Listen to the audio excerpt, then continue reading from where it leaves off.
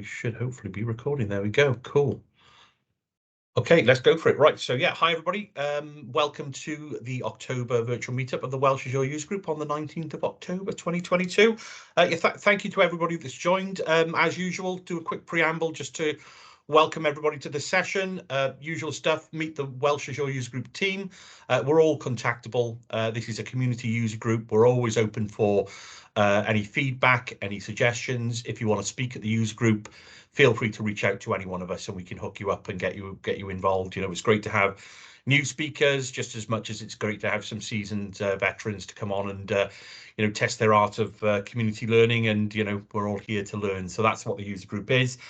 You know, we're proud to kind of be trying to champion the Welsh nation, if we want to call it that. Let's get deep. And you know, the idea behind the user group was to kind of promote Welsh business and help Welsh business kind of understand. But COVID was when we were born as a user group, and of course we've got quite a nice national following now, international following I should say rather.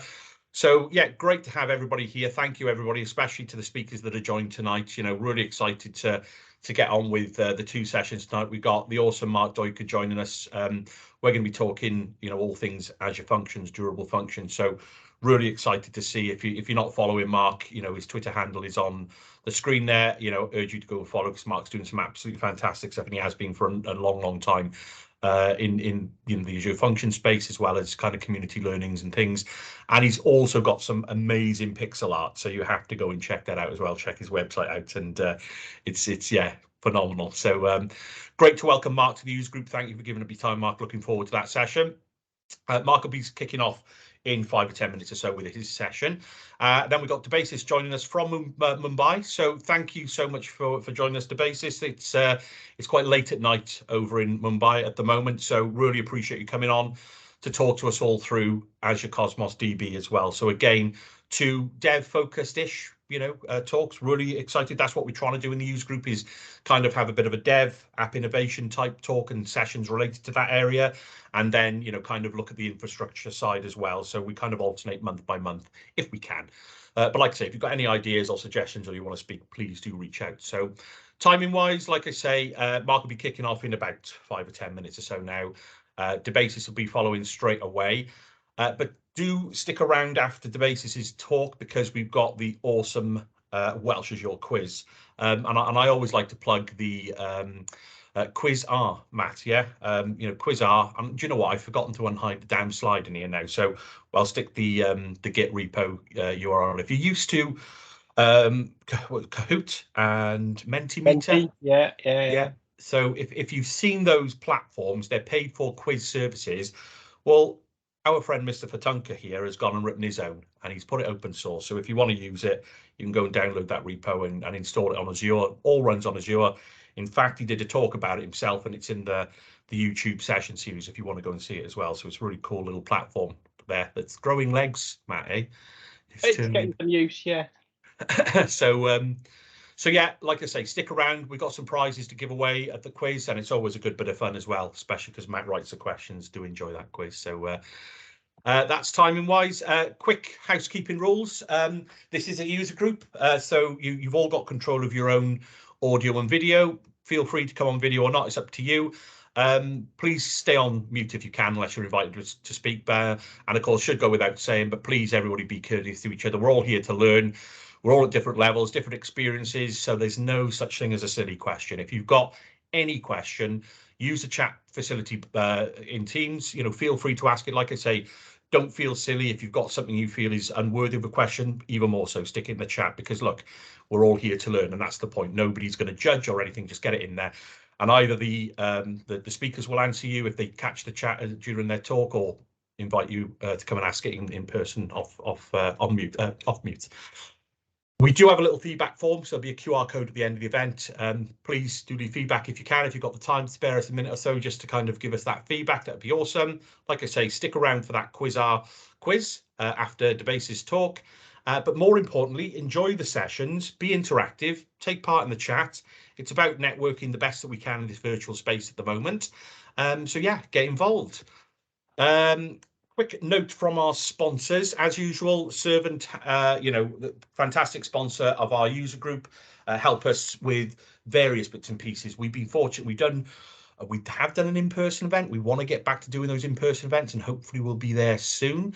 But equally, we've built up a great kind of following in terms of people from all around the country and globally that I don't think we're going to be moving away from virtual as best we can. So shout out to Servant for all their support. You can see they support a number of user groups across the UK, including the Northern Azure and the Glasgow Azure user group. So big shout out to Des and the team at Servant for that support. Equally, as a user group, we were fortunate to kind of get the backing from a large UK, Welsh headquartered company, Admiral. So similarly, thank you so much to the team at Admiral for sponsoring us, and equally NetApp. So we're fortunate to have some big names supporting the group and helping us kind of do these sessions. But like I say, it's community-led, it's community-driven. Anybody can be a part, just reach out. So on that note, I'm going to stop rambling on. See, I'm getting these intros shorter and shorter, Matt. I said I'm going to have to start doing some kind of a dance or get some. I'll think of something. I'm sure we Please can. don't do that. Well, no, you don't want to see that. No, you don't want to see. That's quite true, actually. So I won't do that. But anyway, let's get on with it then. So look, thanks everybody for joining. Thank you to the speakers. Mark, if you are there, I'm going to hand straight over to you, and we can make a start. That sounds excellent. Sharing my screen right now. There we go. Got you. That's it. All Brilliant. right. Perfect. Hi everyone. Thanks for joining my talk. It's quite a long title, this one: The Quest for Serverless WebSockets, an Adventure with Azure Functions and Durable Functions. It's probably the longest title I ever used. So again, it definitely will be, we'll do a nice demo, and then I'll show you some like theory about sharing state and about durable functions, Azure functions in general, and also some WebSocket stuff. But we'll definitely also see some code in this session, so it will be all over the place. This is the first time I'm doing this session, so there'll probably be some rough edges, but please use the feedback form that John mentioned afterwards, so you can provide me with some constructive feedback. All right, so let's get started. I'm Marc Duiker. John already mentioned it. Azure AVP for the last couple of years, focused mostly on serverless. Maybe you've heard about Azure Functions University, which is out there on GitHub. It contains lots of lessons for you. I'm a senior developer advocate. I'm working for Ably, where we enable developers to build live and collaborative experiences. So you can think of Ably as a WebSocket, as a service company. So that's also part of the demo. And last but not least, which John also mentioned, I'm a really big pixel art fan. So this is the default team of Ably that I've drawn. But it's very likely that you've seen some other pixel art floating around that I made. So maybe there are some VS Code users here who joined, and there is an extension in VS Code that's called VS Code Pets, and that looks like this. So it allows you to have a small window, and you can add some virtual pets there. There's nothing functional. You can throw a ball and they catch it, and that's about the only thing they do. But it's just a fun thing, and I've drawn most of the virtual pets for this extension. Okay, over to the demo, which will feature more pixel art. I will visit this website, and I will ask you to also visit this website. I'll copy the link and share it in the chat soon. Let's first go here. Because the whole talk is based around this demo. Let me see how I can go to the chat here. I'm hoping I'm not leaving. Here's the chat perfect. All right. All right. So this is the location of the demo, and the demo is actually a mini game. It's a small adventure-based game because I really like AD&D style stuff. So it's a small game where you have to form a team, and the team is a fixed size of 3 players, and you have to defeat this monster. So I'm going to start this quest, and I will the quest will get a unique ID. Then I will copy the ID here in the chat as well, and then 2 other people will need to join, because otherwise we can't play this game. And then we'll see what happens, and then we'll talk about how I created this a bit later. So I'm going to start this quest. So this is the quest ID. I will copy that, but first I'm going to select one of the players. So 2 other people who are now listening need to do the same thing. I'm going to choose the Edge Messaging Fighter. I will leave the name as a default and choose Add Player. So I need 2 other people, and one of them needs to select the real-time rager, and the other one needs to select the open source firm. So this is definitely will probably go wrong now. Oh, there's one already joined. All right, that's good. I'll still copy this in the chat in case you need it. So you can use this code. This is the quest ID. So you can copy this in the text box and choose join quest. So we still need one more player, and then this will start. Yeah, exactly. So now it starts, and it starts by that the monster is attacking, and it's attacking the edge missing fighter, which is me. So I'm losing some points now, get some damage, and now it's my turn. So my screen now has this attack button. So okay, now I'm attacking the monster. Just 5 damage is not a lot. And now the real-time ranger, it's turn. So I'm not sure who of you is the real-time ranger. You can mention it in the chat if you want. So that's now attacking. Ooh, that's like natural 20. So that's a good score. Now it's the turn of the open sorcerer. It's also attacking, 5 damage. Perfect. All right. Now it's my turn again. Now the monster is attacking first. And then it should be my turn. But it seems like the open sorcerer is attacking. So I think we've discovered a bug in the game. But okay, apparently the open sorcerer had a lot of attacks for some reason. Definitely not intentional. And this is the end screen where we all do a happy dance because we defeated the monster. And there are some chats here, some stats here up front at the top, where you can see how much damage everyone did. And we can definitely see that the open sorcerer did most of the damage. All right. And at the bottom here, you can see all kinds of messages that have been published and that has actually been triggering all of the actions. And that's also synchronized across all of the clients. All right. That was fun and a bit cultic, so that's just as expected. Let's move back to the slides now. All right. So now, that is the agenda. I'm going to talk about synchronizing state across different clients. I'll definitely mention a bit about Drupal functions in general, because some people might not have heard about it. And the specific entity functions, because those play a big role here. A bit about WebSockets and the solution I'm using here. Then I'll show you some diagrams so you can understand how the communication flow is going between the front end and the back end and the function app.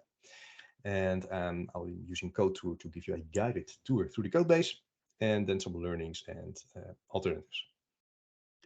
All right, so first, synchronizing state. So in this case, we have 3 connected clients. Maybe we had more if there was a glitch somewhere. And we need to synchronize the state across all of these clients, right? Because we need to see the same information and what's the status of the monster, who is doing damage to who, and so forth. So we can either do like a peer-to-peer communication. So each client needs to send their updates and state to each of the other clients. That's definitely an option, but it does require that all of the game logic and the state management is then handled also for each of the clients. And in addition to that, this also doesn't really scale well. So in this case, there are only 3 clients. So each client only needs to communicate to 2 other clients to send and receive their updates. But in case we have 100 players, well, then each client needs to send updates to 99 other clients. So that's probably not a great idea. So an alternative is to use a server where you can have the game logic and also the state management. So that's this solution that I'm using. So clients need to connect to the server, and the server will then push updates to these clients. So in this case, I'm using a serverless solution in Azure. So I'm using a Azure function app, and that is responsible for managing the state and for the game flow. So all of the clients make HTTP calls to this serverless function. So whenever we create a quest, or we join a quest, or we add a player, or we execute a turn, all of these are individual HTTP calls, and they have individual HTTP triggered functions in this function app. And it's then the responsibility to distribute that new state to all of the clients. And that's done using WebSockets. So each of the clients is connected via WebSockets. So whenever there is a new update of the game state, that state is then pushed to the clients via WebSockets. But it's not exactly like this. So we're not having a WebSocket connection to Azure Functions, because WebSockets, they are long-lived connections, and Azure Functions are really short-lived. So we're not using this situation, but we're using this. So in this case, I'm using Ably as a WebSocket server. So clients make HTTP calls to the Azure Function app, and the new game state is then calculated and stored. And a message is then sent to Ably, and all the clients are connected to Ably and use WebSockets. So Ably is responsible for broadcasting those messages to all of the clients. So yeah, it's a bit more involved, quite a lot of arrows, but this is actually quite a scalable solution because the game state is now centralized, and also the WebSocket part is now centralized. So it should be easy to actually scale out to many more clients. All right, another big part of the solution is durable functions. So I will just start from scratch. If you've never heard of durable functions, it's an extension on top of Azure Functions, and it allows you to create workflows in code. So you might have seen, for instance, logic apps in Azure, which has a visual designer, and you can click and drag your workflow in there. But with durable functions, you write an orchestrator function, and in that orchestrator function, you make calls to activity functions. So you can schedule how you are calling these activity functions. And the activity functions are then responsible for sending some data towards a database or making a REST call and so on. This orchestrator function, that is a stateful function. So that's something quite strange because serverless and functions are stateless. But these orchestrator functions, they are backed by a storage account by default. And nowadays there are different storage solutions as well, but by default they use an Azure storage account. So whenever an orchestrator function starts, or whenever they trigger an activity call, or whenever an activity call is done, all of these state changes are checkpointed in this storage account. And the nice thing is you don't need to have knowledge about this storage account. It's just there. You need to know the durable functions API, and you make API calls, but all of the rest is just abstracted away for you. And because the orchestrator functions are persisted to the storage account, you can have this very nice application patterns, which I'll highlight a few of them. So you can have this really long-running workflows. So I'll give a couple of examples of different application patterns you can do with durable functions. In this case, my demo only is using the entity functions and not any of the other examples, but it's probably nice to know about this anyway. So the most basic pattern is called function chaining. So in case you want to do a sequence of functions, so we're going from function A and then function B and function C, that's called function chaining. And the nice thing about this is whatever the result from function A is, you can use that as an input for function B and so on. Another really useful pattern that you can do with durable functions is the fan out, fan in pattern. And that is very useful if you have functions which are unrelated. So we're not using this output for this input, but we can call all of these functions as much as possible in parallel. So for instance, you want to buy something, but there are different stores where you can buy that item. And you can have then each of these functions are calling then an API belonging to that store. For instance, you want to buy a new keyboard for your computer, and then you can execute all of these three functions, but then the orchestrator will wait until all of these three functions have been executed and they all give back a certain price, and then you can see which of these providers of that keyboard gives the lowest price, and you can select them, for instance. So there's lots of very nice ways how you can use this fan out, fan in pattern, and this is otherwise quite difficult to manage yourself. Another application pattern that you can do is called the monitor pattern, and that allows you to actually have a continuously running or restarting orchestrator. So an application for this could be like you want to have some kind of a cleanup function to clean up some Azure resources. So what you can do in a first activity call is you query what kind of resources are they're still out there in Azure, which I need to clean up, and based on that you do some fan out, fan in, and try to clean up all of these items. But since these items are also dynamically generated, new ones can be created. So what you can do, you can then wait a moment at the end of the orchestrator. Maybe you wait an hour, or maybe you wait a day, and then you can restart the orchestrator, and then it will do the same thing again. So it will query what are the new resources which need to be cleaned up, and then you can do the cleanup and so forth. Another often used one is called the human interaction pattern. In this case, the orchestrator can wait and can respond to an external event. And this is very useful when you need implement some kind of approval workflow. So maybe you want to have you're requesting some holidays, and your manager need to approve. So whenever you make a request for a holiday, this orchestration will start, and one of the first steps will be, okay, send a notification to your manager, and your manager can then send an event back to this orchestrator, and based on the data on that event, you are allowed or denied your holiday. So lots of things are possible with durable functions, which I'm really a big fan of. Okay, so this part, entity functions, is also part of durable functions, but it's quite a different thing, because all of the other patterns I just showed you, they involve orchestrator functions and they involve activity functions, but entity functions are really something, again, in isolation. It's really something different. And well, what are they? They are stateful functions, but in quite a different way than the orchestrator functions. So if you need to store a tiny bit of data, then entity functions are ideal. So in this case, in the mini game that I've created, I want to store some game state about how many players there are, and what is the next player. And of course, I want to store some state of the players itself, right? What's the health of the player, for instance? Are they already dead or not? So entity functions are based or inspired by an actor model, so they can have a state and they can also have some behavior. So this is an example from the Microsoft website of a counter entity function, and they are just like a regular C# class, but with some extra decorations here and there. So the thing that actually gets stored is the current value property you see here. But the way you can interact with this class is you can't really interact with this current value property directly. So I'll show you that a bit later.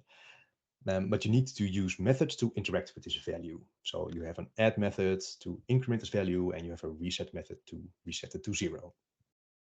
And finally, at the bottom, there's the definition of the entity function. So we use the function name to identify that it's a function, and there's this entity trigger, which indicates it's an entity function. All right, so this is the definition then of this entity function, but how do you interact with it? Well, whenever you want to interact with an entity function, you need to define an entity ID.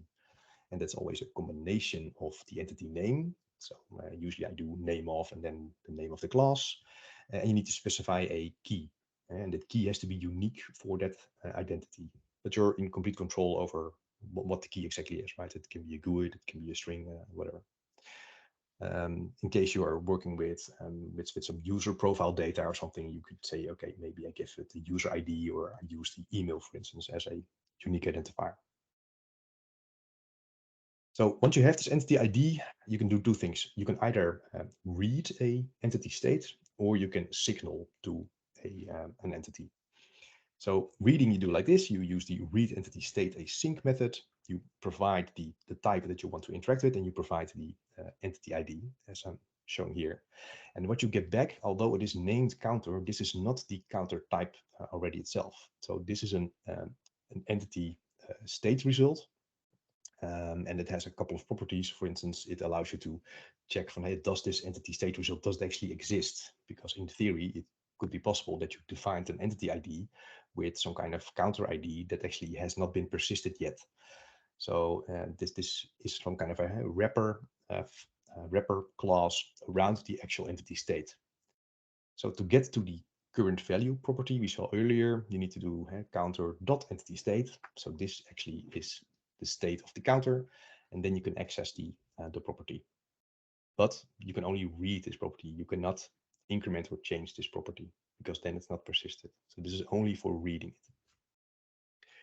Now, if you want to do the increment using the add method, or do the reset, then you need to do signaling. And signaling is a one-way communication to the entity. So you use the signal entity async method, and you specify the interface that's based on which you implemented in the class. You specify then the entity ID again, and then you can use this add method, because it will be deducted from the interface. So all of these entities are based on proxies for interactions, and this is the way you do one-way communication towards this entity to update the state. All right. So one of the final big components is WebSockets that I've used in this demo. And to be honest, WebSockets was quite a new concept for me until like a year ago. So I was very familiar with this HTTP protocol. You have a client that makes a request to a server, and the server does some work and sends a response back, and then the connection is terminated. So I was very familiar with this, and maybe you are also very familiar with this. It works quite well, but there are cases where it doesn't work so well. For instance, when you need to request a lot of data from a server, then you need to make a lot of requests and a lot of responses. So it's quite a costly thing to do this over and over again. Another thing that you can't really do with the standard HTTP is when the server has a new value of something, a new game state, for instance. How do you get it from the server, from the client, without the client actually polling for it on a frequent basis? So another very nice thing is the WebSocket protocol. And initially, you still need to do some traditional request and response. So this is mostly done with the WebSocket API or with the Ably API. You don't have to do it yourself, but initially there's still a traditional request and response. But as soon as the handshake is done, then there is a bi-directional communication channel for you, where both client and server can send information and can subscribe information. And this is full duplex, right? So they can handle a lot of data both simultaneously. And most importantly, this connection remains open. So if you need to send a lot of stuff from a server to the client, then WebSockets are ideal. And that's exactly how I'm using this in this demo. Because even though I'm using a serverless solution, so my server is not up all the time, but my serverless function is being triggered quite frequently with new updates. And that is then sent to Ably, which handles my WebSocket connection. So all of the clients have a connection that remains open with Ably and receive all of these updates. So this is some front-end code, some JavaScript code, how you can handle or how you can work with native WebSockets. So this is not how I'm using it, but if you're very new to WebSockets, it's probably nice if you start with this first to see how it actually works. So you have a front end and you add some JavaScript code to create a new WebSocket instance, and you need to provide a URL of your WebSocket server. And with this WebSocket server, you have then several events or methods that you can use to interact with it. So whenever this WebSocket connection opens, you can execute some code using the onOpen event. Whenever you want to send something from a client to the WebSocket server, you can use the send method. And the other way around, when you want to execute some code, whenever you receive a message, you can use the onMessage event. So it's pretty self-explanatory what you can do with WebSockets. The only tricky thing is how to do this reliably. Right? So what do you do when the connection fails, and how do you deal with retries? And how do you make sure that you do some deduplication of messages in case you do retries and so on? So to overcome all of these things, I'm using Ably. Because Ably has a lot of client SDKs, so they have one for .NET and JavaScript and so on. So it takes away all of these troubles for having a reliable connection. So in this case, we're looking at some C# code here. And if I want to create a new real-time connection based on WebSockets, I do this Ably client, this new Ably real-time, need to specify an API key. But then I've got a new Ably client to interact with. So everything is based on channels. So that name or that item is something new when you're working with WebSockets. And I need to retrieve a channel by name. So I provide a channel name, and the channel name is generated dynamically. So you don't have to create a channel first and then get it. You just do get, and then it will create this client channel name. Then I will highlight what's the equivalent of Ably with regards to the native WebSocket API we saw earlier. So if you need to respond on the connected event, you can use this function, the connection on.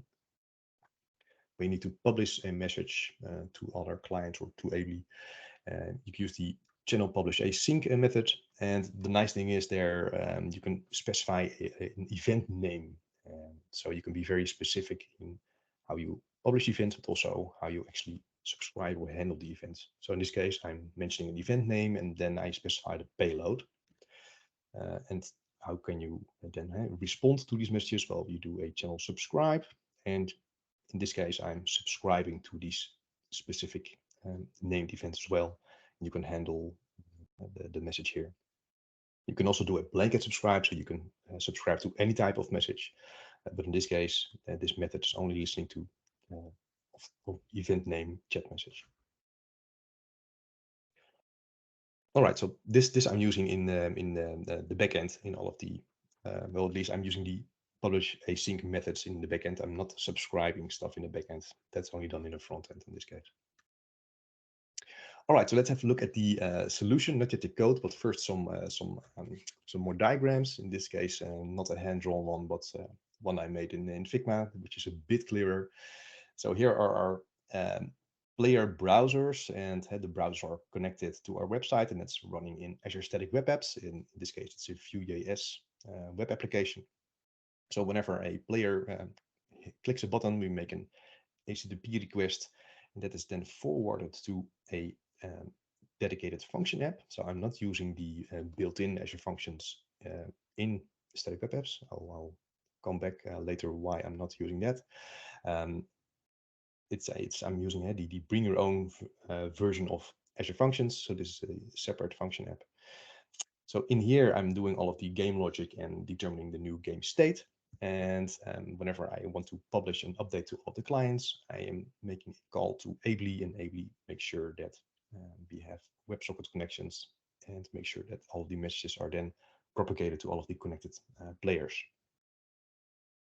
If we zoom in on the Azure Functions bit, so what happens from the browser, I already mentioned before, we have dedicated HTTP functions for all of the actions we can do. So create quests, join quest, add player, all of them have a dedicated HTTP function.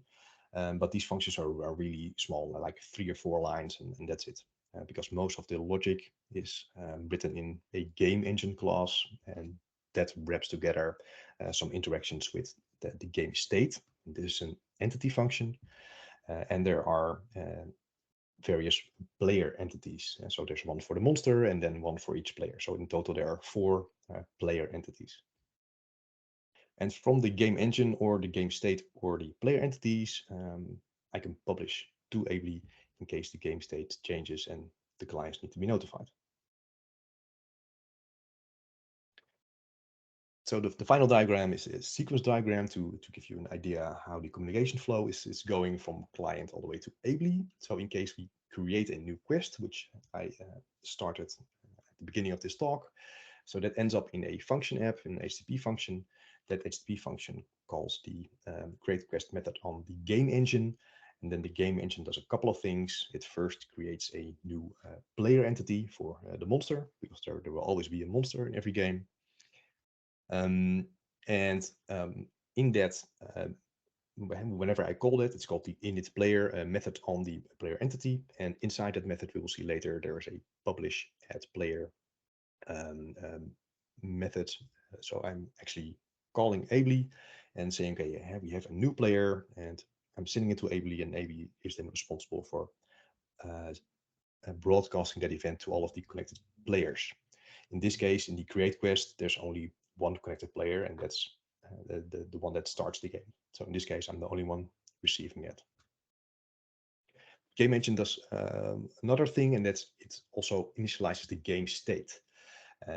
So there's not a lot of information in there, but it contains the quest ID, and it contains an array with all of the names of all of the players. We'll see that a bit later. So the game state doesn't contain a lot, just the bare minimum that's used to determine who is the next player. And again, the entity itself is responsible for publishing their new state to Ably in the same way the player entity did that as well.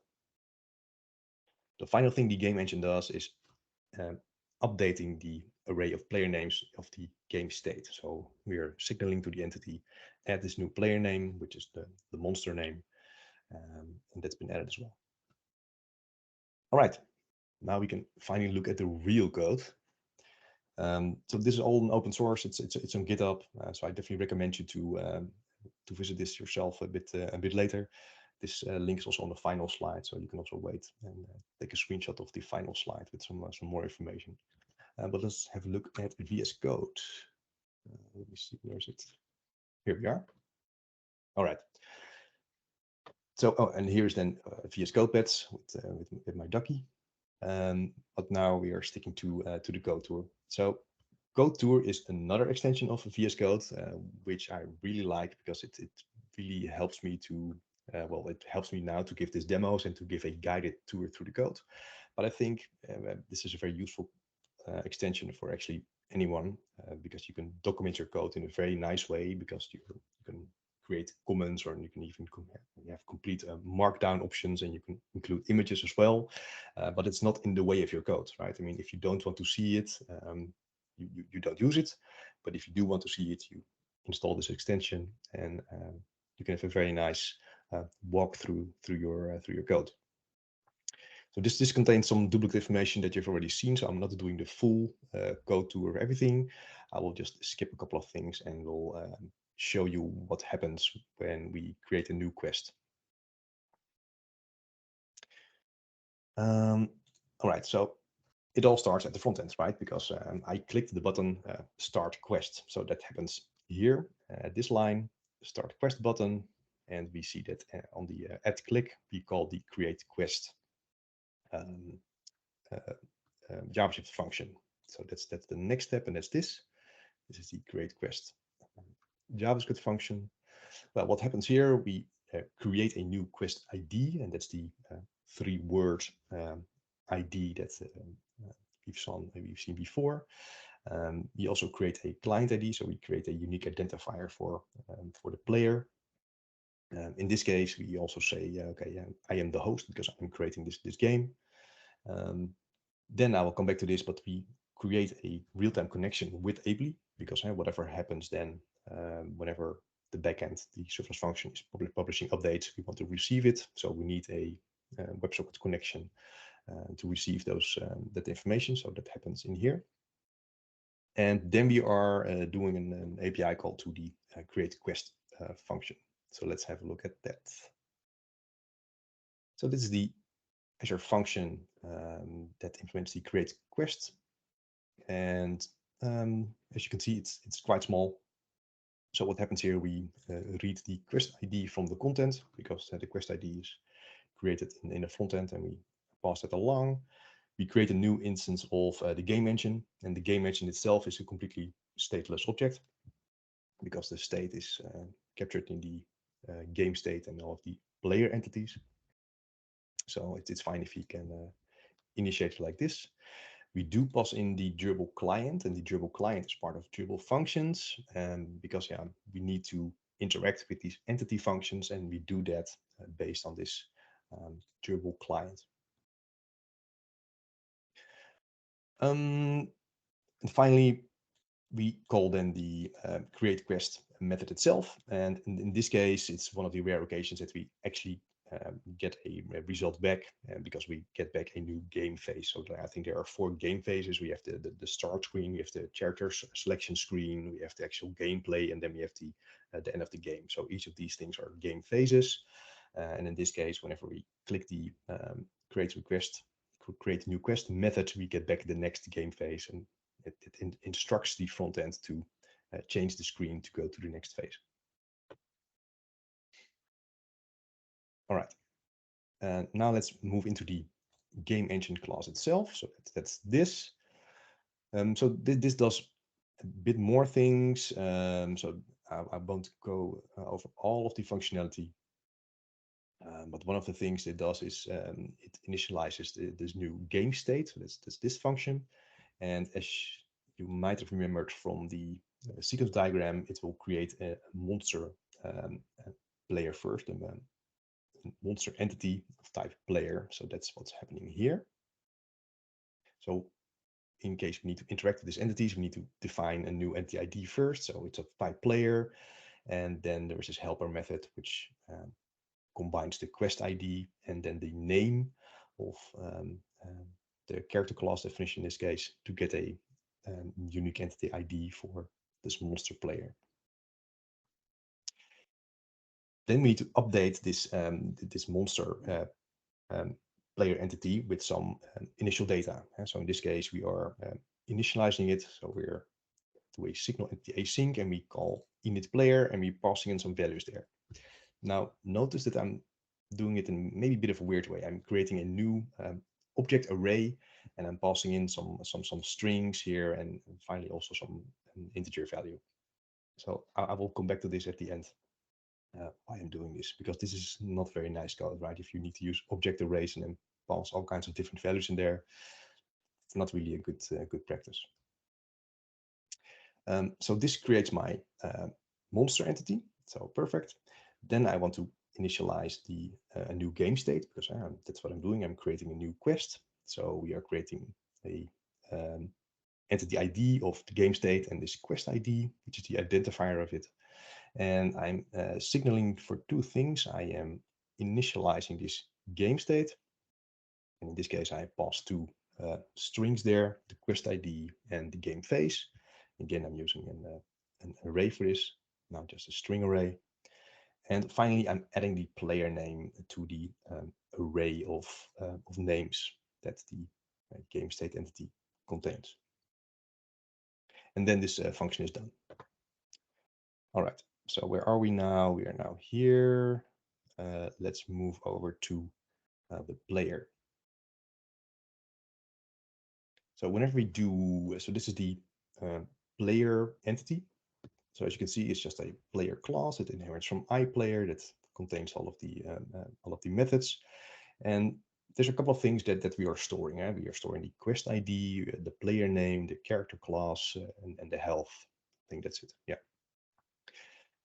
Then there are some methods. I'm not going over each of them because that would take too long, but the init player, we saw that was called, and that there are some player fields that are then setting the quest ID and all of the other properties.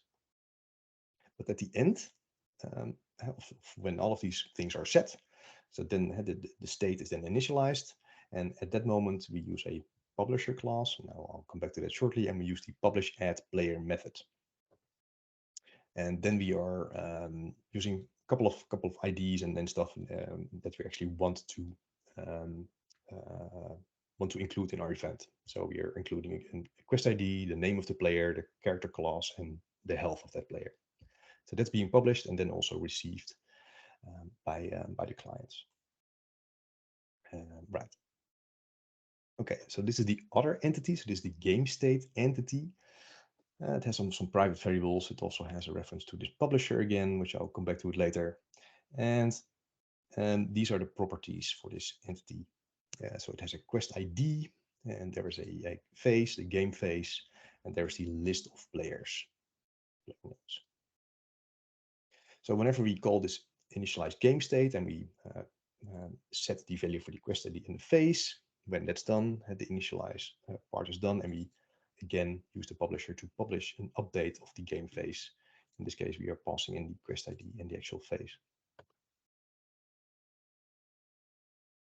All right, yeah, we've done this. Now it's time to look at the publisher, because the publisher class is basically just a kind of a wrapper class with some helper methods that helps us send specific messages to Ably. So it requires it's dependent on the iREST client, and that is the REST client which you can use when you want to communicate over REST to Ably. So this is very useful when you use it from Azure Functions, because in this case we're not using WebSockets to send information. We're just making REST calls to Ably, but the connected clients, they use the real-time client which uses WebSockets. So just to highlight one of the methods, but because all of them are very much alike, they only change in the type of event name that's handled. But in case we call the publish add player, then we retrieve the channel, and the channel is always based on the quest ID. And once we have the channel, we do a publish async, and then we specify an event name. In this case, it's adding a player, And this is then the payload that we send. So we send the name, the character class, and the health. So this is all of the backend code, right? I mean, it's not all of the code, but it's mostly all of the backend code that's running in Azure Functions. So now let's move over to the front end. Because we've sent stuff from the backend to Ably, but now we need to receive that again from Ably. So as I mentioned before, there is this create real-time connection method that we've seen earlier. And this gets called when either the first player starts a game or when other players join a game. And what happens here is we create a new object of the real-time client. That's happening here. But in order to do some secure communication, we need an authentication token, because we are not using any hard-coded tokens in our front-end code, of course. So in this case, we use another Azure function. It's called the create token request, and we put in our client ID, and what comes back is a specific token suitable for this client ID, which we can use in our communication and initializing this connection with Ably. Well, then you see some familiar stuff here. So this is the JavaScript variant of some code you can execute when you have successfully established a connection. So that's this part. So I'm just updating some messages here.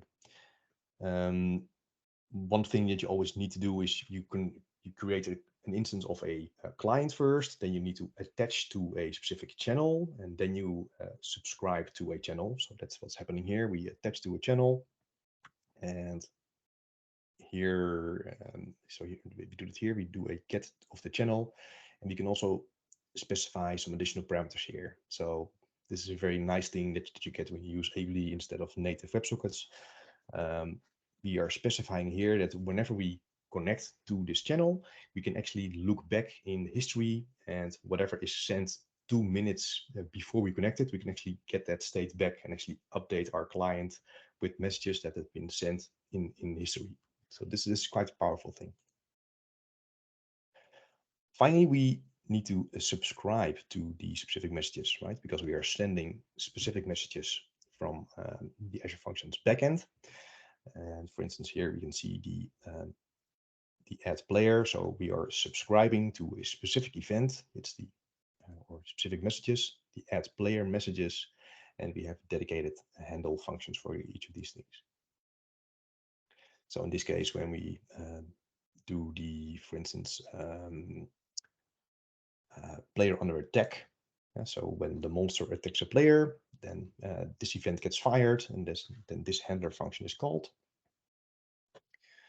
We then read some properties of the message. So the message contains a data field, and that data field then contains all of the custom properties we've sent. So it contains a name and a character class and the health and the damage that's been done. And then we finally call this update player method, and that then updates our local view state. So in this case, it depends on the character class. So in case it's the character is under attack, it's the fighter, then we we update the local state, and we update the fighter part of the local state with all of this information that we received from Ably. All right, and yeah, as soon as the local view state is updated, that is also then visible and then triggers updates in the UI. So one of the smallest components that we're using in the UI is called the player unit. That's this thing. And here we see the HTML representation that is using the target player state. And here you can see the same properties again. So we are displaying the health of that player. We can display the damage of that player. In case you want to show the statistics once the game is over, we show the total damage that player has applied. And based on some flags on that state, we change how the image is rendered. And so sometimes we change to a grayscale image, for instance, when a player has died. So yeah, that's in Whirlwind, all of the code that is done what happens when you click a button, when game state is updated in the backend, and when it's published to Ably, and when you're receiving it again in the front end. Right, let's get back to our slides now, because there are definitely some learnings that I want to share with you, because not everything went as smoothly. So, for instance, the entity functions, the interactions with them is really quite slow, and I should have known that because I've used Drupal functions a lot, and that's mostly then the orchestrator and then the activity functions, because how those things work is they or Drupal functions uses an Azure Storage account under the hood. So everything is based on messages. So messages are created and put on a queue, and another process is polling that queue and reading the message and then doing some work. And it's the same thing with entity function as well. So whenever we do a signaling to an entity function, a message is created that's put on a queue, and another process is reading from that queue and then updating the entity state. But by default, that polling time, that polling frequency is quite long. I don't know by heart how long it is, but it might be like 10 or 15 seconds. So, and depending, of course, when is the exact time that you click the button, it can be like almost instantaneous. But if you're very late, very early, then you need to wait almost like 15 seconds before the next update is done, before that signaling is done. So you can tweak it, luckily. So you can actually change the polling time that Drupal function is using. You can do that in the host.json file. That file is also checked in the Git repo, so you can definitely have a look at the exact settings there. So you can set it to 1 second, right? But it's not instantaneous still. So if you want to have something very speedy, very quick, then don't use entity functions. I mainly use this because I like Drupal functions a lot, and for me it is like the go-to solution to tackle almost every problem. So you can tweak the behavior a bit, but it's not very fast. The other thing is, whenever you do an entity operation, so whenever you do signaling, an operation, you are limited to only supply one argument. So in my case, I want to provide a quest ID, and I want to provide a name and a character class and an initial health. So ideally, I want to provide like 4 or 5 parameters when I want to do signaling, but that's not allowed. So you have to wrap it all up either in an array or in another class. So that's I think really a bit of a downside of doing this entity operations. It's really I find it quite limiting that you can only use one argument and not a whole not a whole series of arguments. Finally, I'm cheap, right? I'm Dutch. I'm cheap. I want to run it in the free tier as much as possible. But unfortunately, the free tier of Azure Static Web Apps only supports HTTP triggered functions. And since we're using durable functions, we have entity triggered functions. So that means I cannot use the free tier of Azure Static Web Apps, and I cannot host my functions there, because even though most of them are HTTP triggered, since I'm using durable functions, it means I'm also having some other type of functions, and those are not supported. I'm not sure if that will change. I do hope so, but I needed to use a higher tier, the premium tier of Azure Static Web Apps, and that allows you then to bring your own function app. So that's what I used. But yeah, I do have a bit of a higher cost now of this because I have to use this premium tier. So that's a bit of a downside. So this whole these durable entities, they're based on the actor model, right? But there are other frameworks that do this actor model very well. So one of them is akka.net. So one of the things that I have on my to-do list is actually to rebuild this system, but then use akka.net, because that is very well performant. And the programming model is a bit different. I'm also not sure how well it will combine with serverless, but I need to look into that. So if anyone has experience with this, please get in touch. I would love to learn a bit more about this, because I think using this, it would be much more performant. The other thing which I'm completely guilty about this is that the 3-player limit is not ideal, right? So we're now with, I'm not sure, maybe like 12 people or something, it would be better if either there was no limit or there was still like an option for other players to participate. So in this case, I'm thinking of first of maybe I will add a view only option to the game. So it's still limited to 3 players, but at least you can join and you can watch. Or I should completely let go of that 3-player limit and make it dynamic. The only thing I need to figure out then is how I update the UI then, right? So will there be more players visible, like more pixel art characters, or will I use another way to actually visualize this?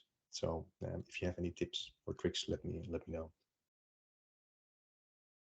So we've seen quite a lot. We've seen how we can use Azure functions and mostly Drupal functions to allow us to have some actor behavior, to persist small bits of state, and because Drupal functions is really good, and also anti-function is really useful, but it's for small pieces of state. So it was a good match there, but it's not very performant, and that's by design, right? So whenever you look into the documentation, it's known for not being very fast, although it highly depends also on the underlying storage provider.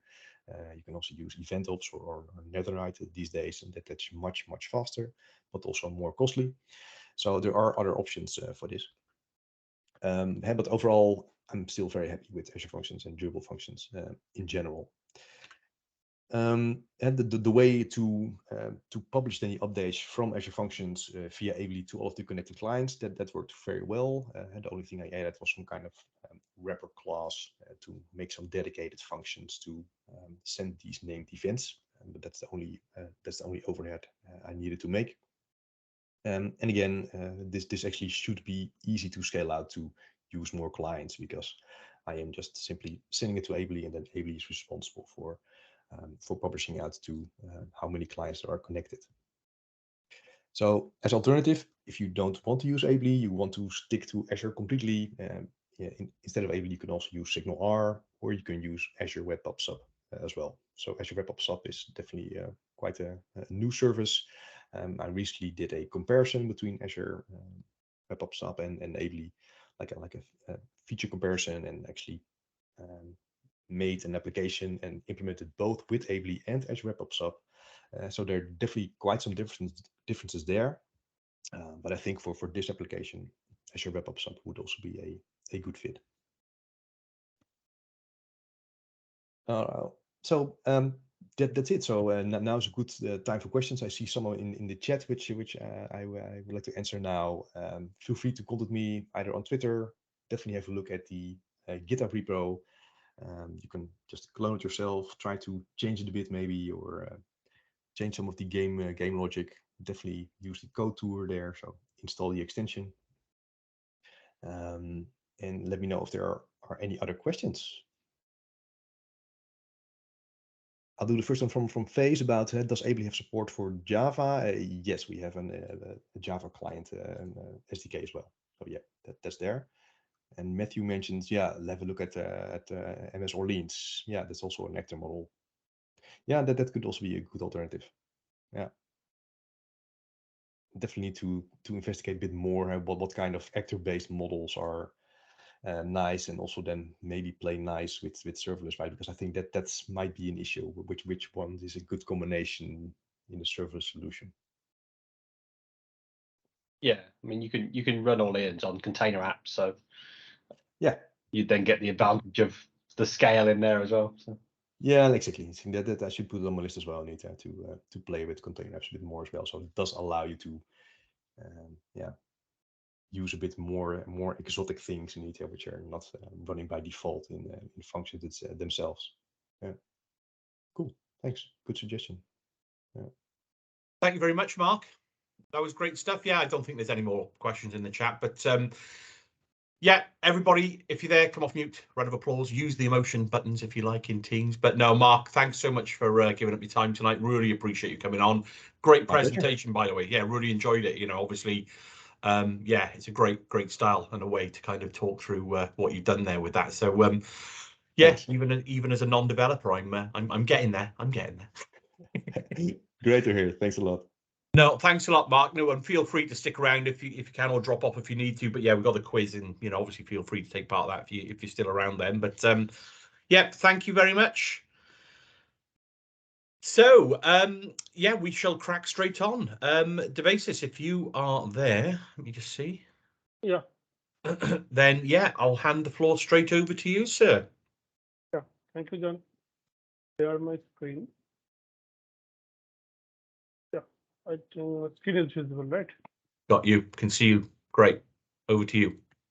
Yeah, thank you. So, hi everybody. So today, I'm Debasis from Pune, Mumbai, India. And in today's sessions, we'll discuss about the Azure Cosmos DB concept, how we can use it, and how we can develop or use it along with the ASP.NET MVC framework. So my name is Debasis Saha, and I'm working as a solution architect at Wi-Fi Soft. And also I'm a Microsoft certified trainer and a Microsoft MVP. So in today's sessions, we will discuss on different topics of Cosmos DB, such as we will discuss about the server-side object concept in Cosmos DB, the overview of the server-side objects, what are the benefits of using server-side objects, and how we can run server-side objects by using the JavaScript-based API concept. And also in case of Cosmos DB, we can define UDF or user-defined functions. So we'll discuss about it and demonstrate how we can define the user-defined functions.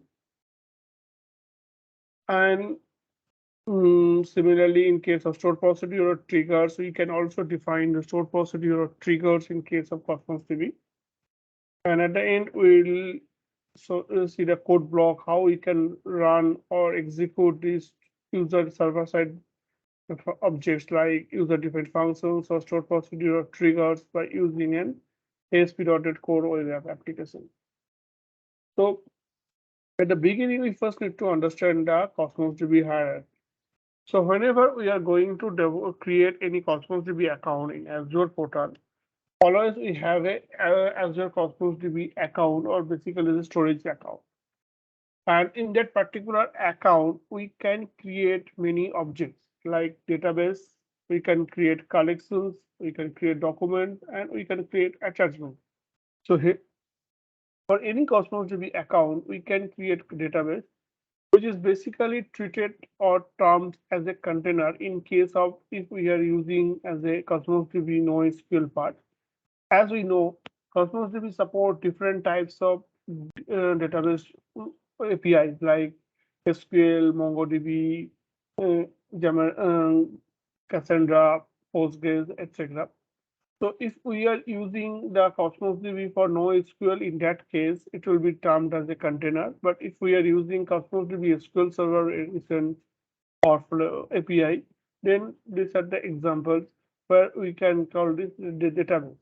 Within the database, as a database point of view, whenever we create database, another database, we always create multiple tables or schema-based tables.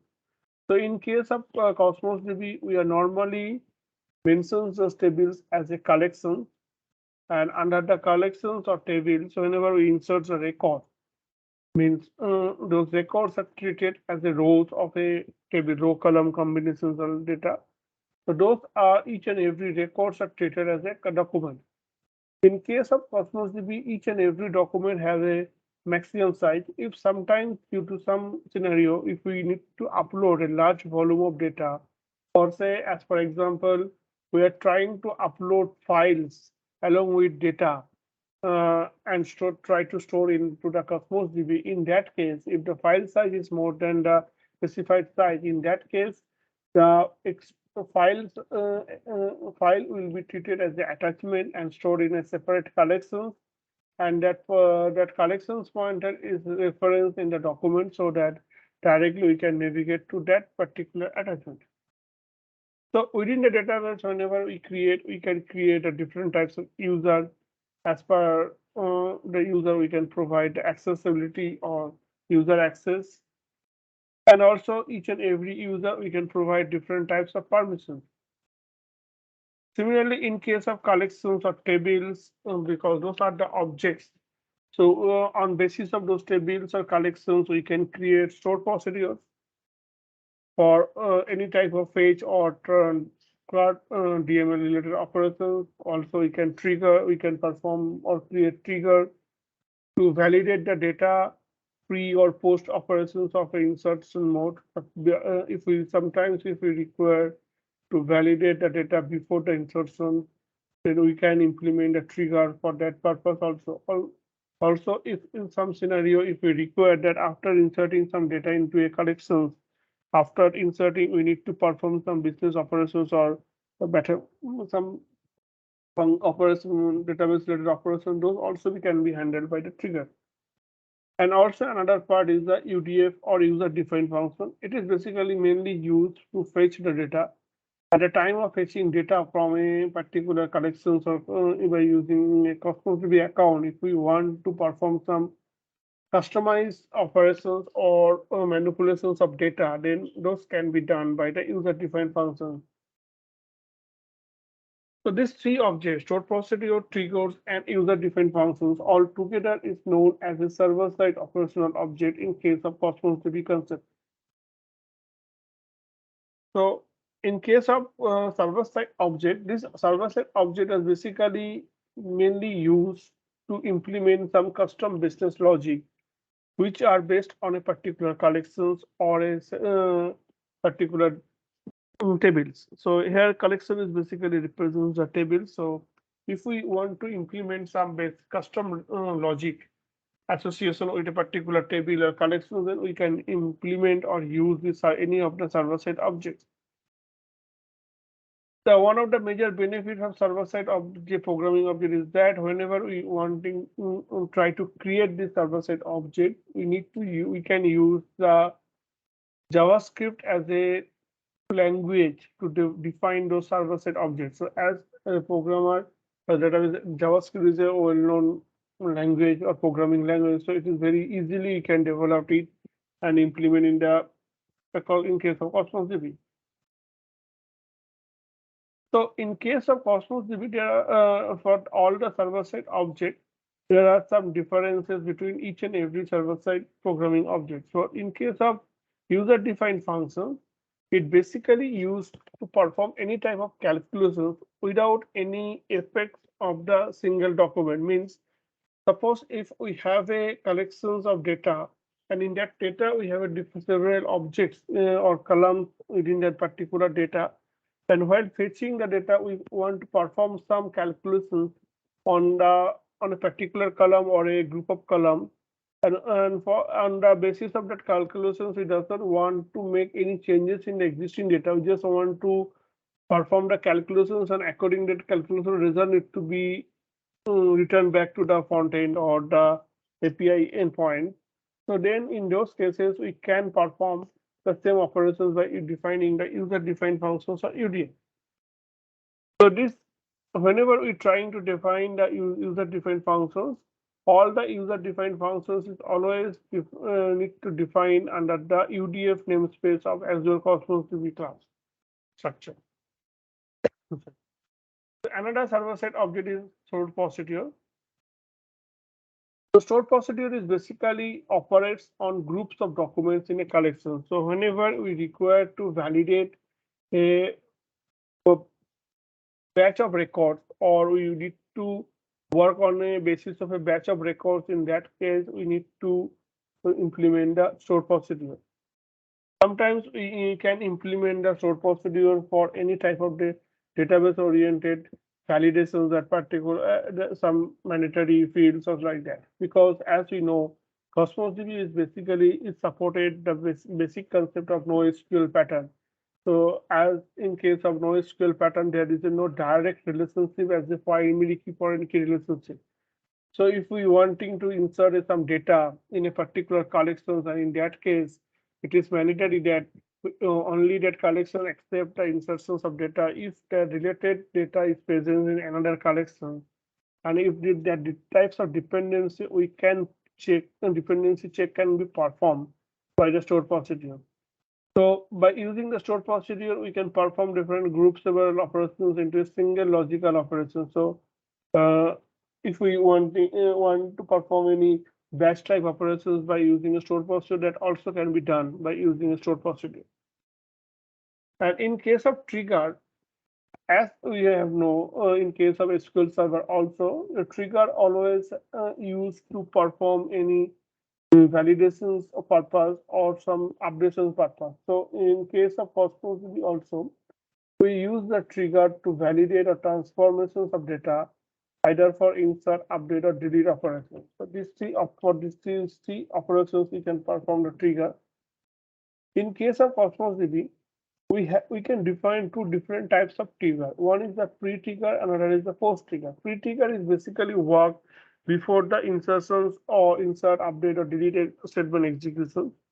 So we can say that pre-trigger mainly we can use at the pre-check of the operation, so that the time of before the insertion of the data, we can perform some checking or some validations of data, and then only that particular instructions or database operations will be occurred in case of pre-trigger.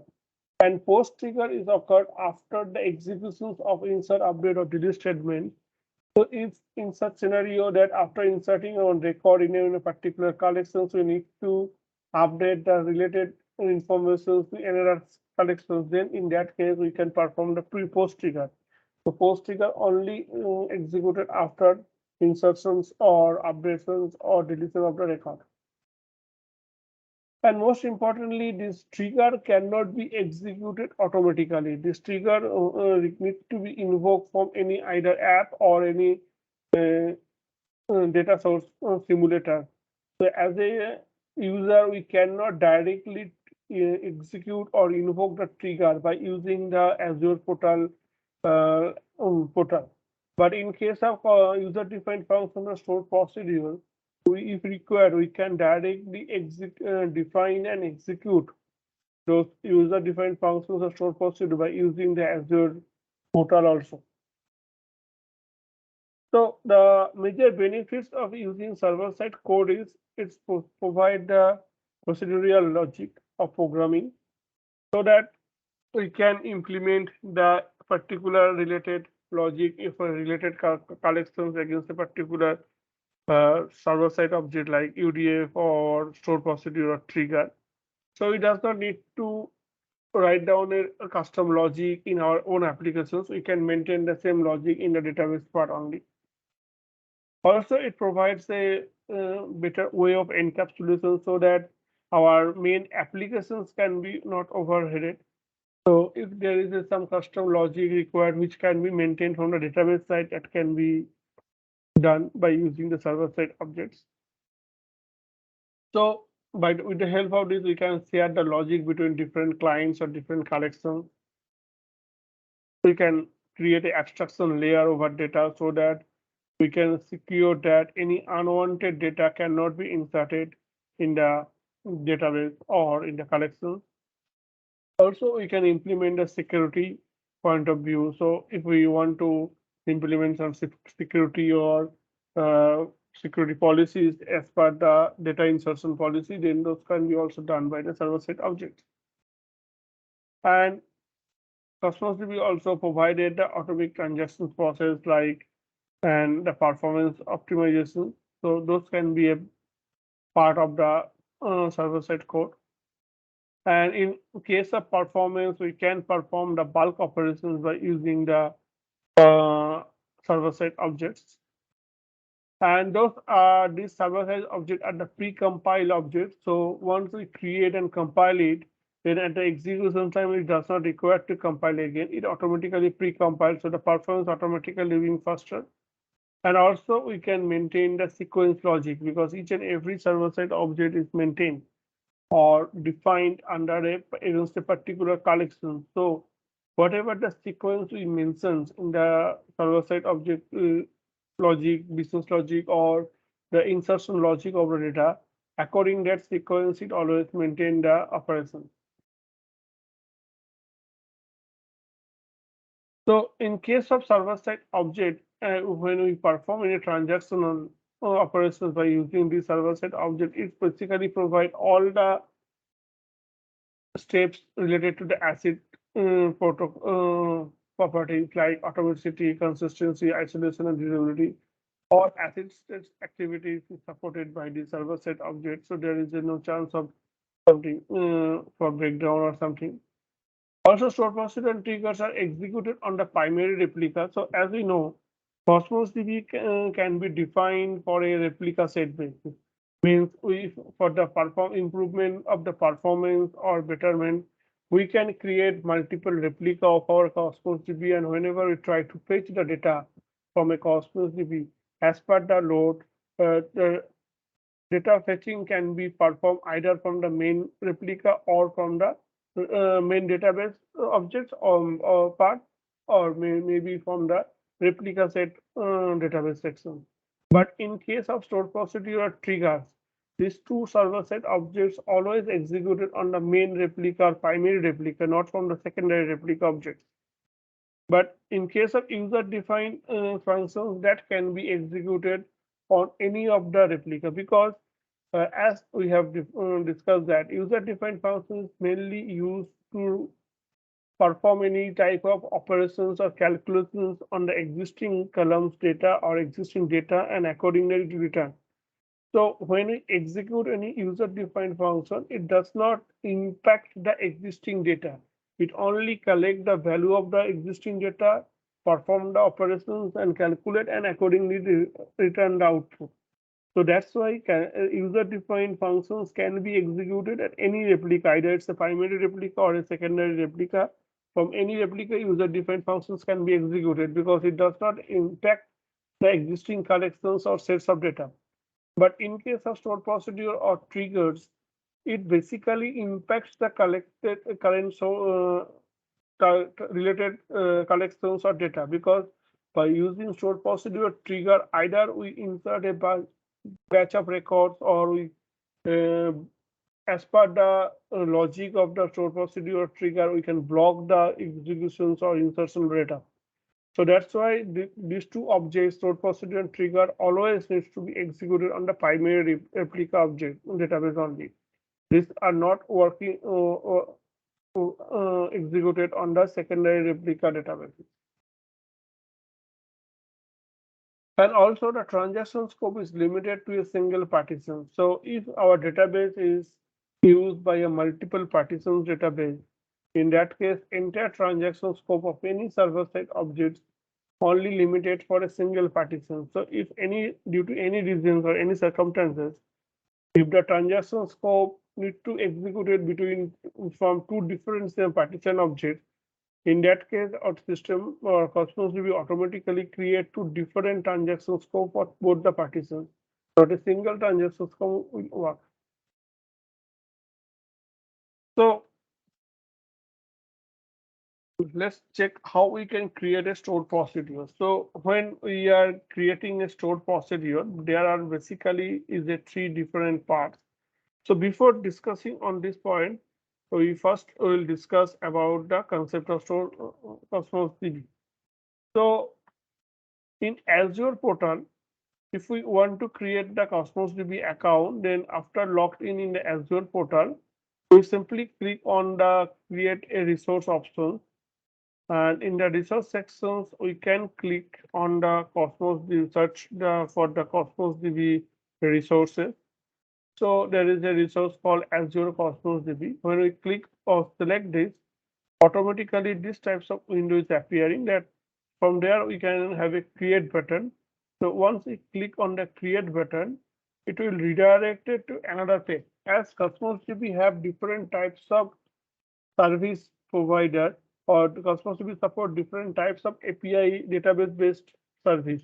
Like we can create a Cosmos DB for a NoSQL based database. We can create a Cosmos DB account for a MongoDB based database, Apache Cassandra, Devil type database, Apache Gremlin, and also the newly one which is recently introduced as a for the PostgreSQL. So there are 6 different types of APIs related database APIs supported by the Cosmos DB right now.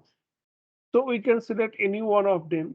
Whatever which options is selected, according that it will work. So right now I am selecting only the default one, that is the Azure Cosmos DB for NoSQL.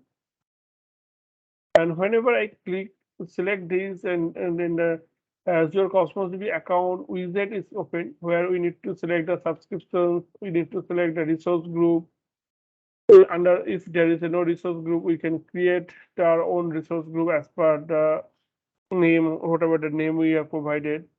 And then we need to provide the Cosmos DB account, and we can select the data center locations, in which area or which locations data center we are wanting to host our Cosmos DB database. And we can select the capacity mode. One is the provisional throughput and the serverless throughput. So better it will select the provisional throughput. And then we can click the review, create and review options to create the Cosmos DB. As whenever we try to create the Cosmos DB, it will take some time to implement. So already I have created one Cosmos DB account.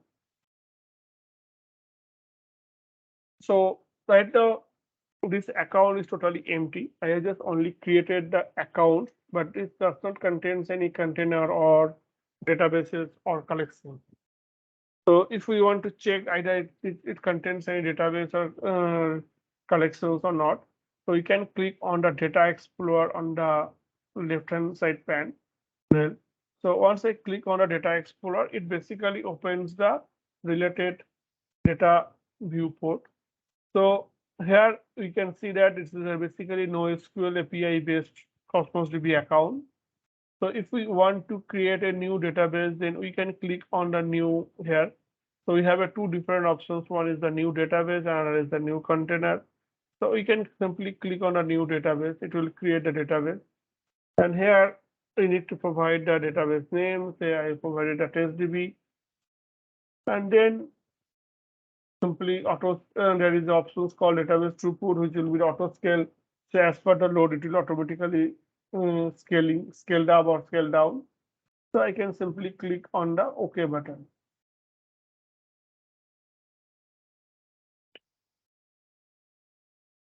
It takes little time to create the database first. So once it is created, this same data will be appeared here.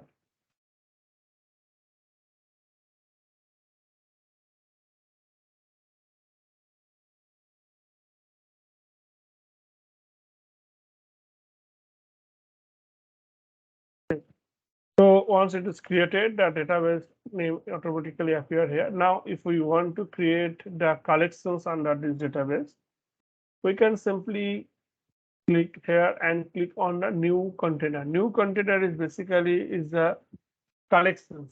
Collections means the tables we can create. So in case of Cosmos DB, the table normally known as a container. So here we can create two different ways to write a container. If we want to create a container or a collections, we can use any existing database just like this. If we select the use existing, then the existing database name is available. If we select the one that the new container will be placed in a new database, then we can click on the create new. In that case, we need to first provide the database name and then the container ID or container name. Right now, I'm using the use existing, and so select the test DB. Now I need to provide the container ID. Container ID means it's basically the name of the container. So we can provide any name, like say employee detail. I provide. And also the indexing functionality I provided, that is the automatically index for provided. And by default indexing key will be the ID. And if we want to create any unique key combinations that this key, this collection needs to be maintained in one unique key, then that can be added by clicking on the add unique key options. Otherwise,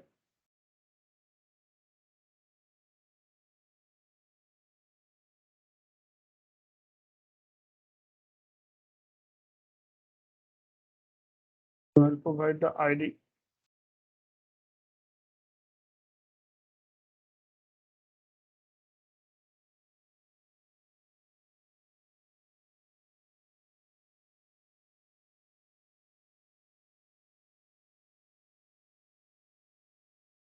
And click on OK.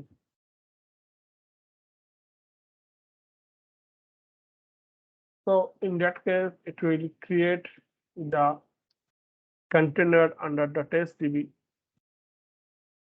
So this is the container is automatically created. So once if we select the container, under this container, there are few items automatically available, options is available.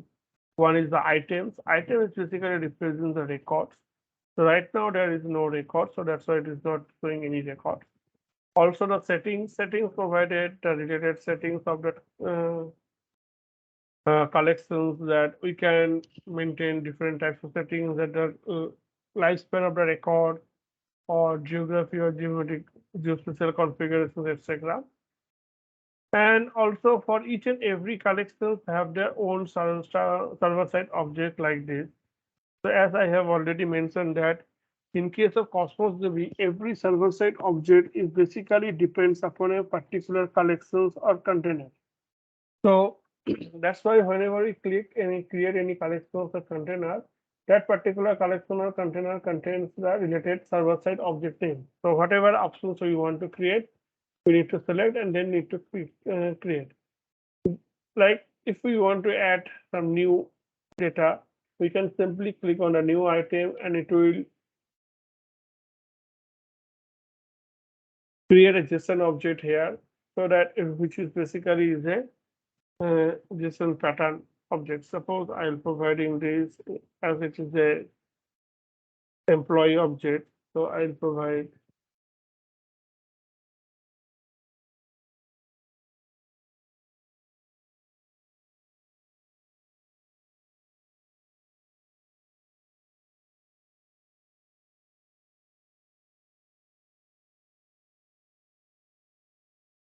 some of the field. And then once I click on the save, it automatically inserted one new record. And those records can be visible here.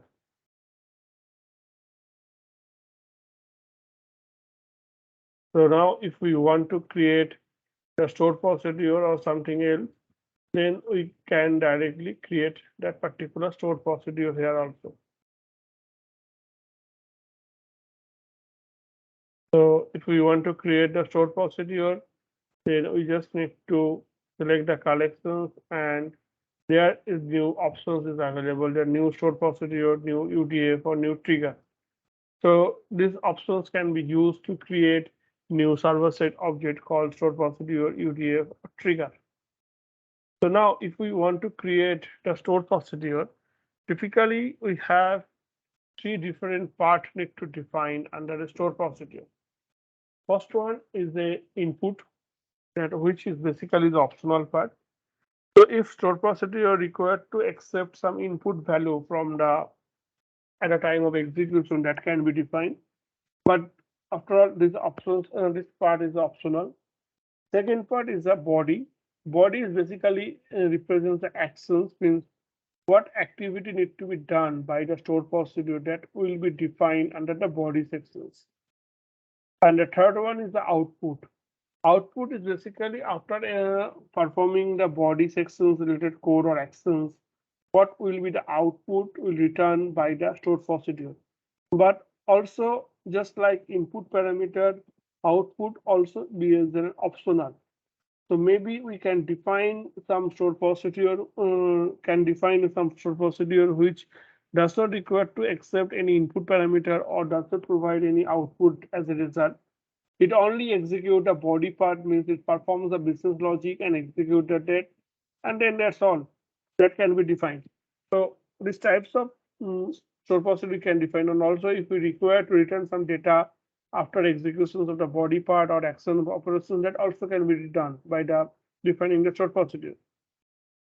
And whenever we need to run the stored procedure, we can run the stored procedure just like a transactional part. Just like that, this is an example of a stored procedure, sample code. So this is basically the JavaScript functions. If we see, so it basically takes one input parameter called name, and during the body part, the first two line is basically the body, and within the body part, it basically collects the get context of the collections or container, and accordingly it find out the objects or create the object response object of the context, and then it set the value of the input parameter name within the response body, so that as a user we can view the result when we execute that stored procedure. So I simply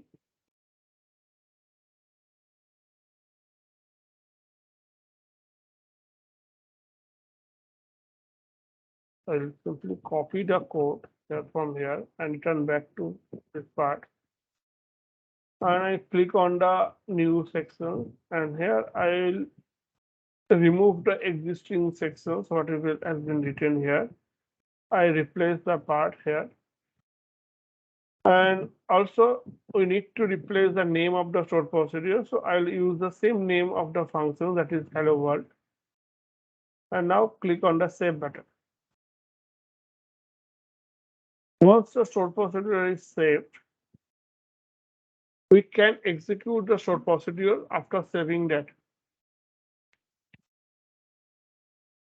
So once it is saved, the execute button automatically enabled. So we can click on the execute button.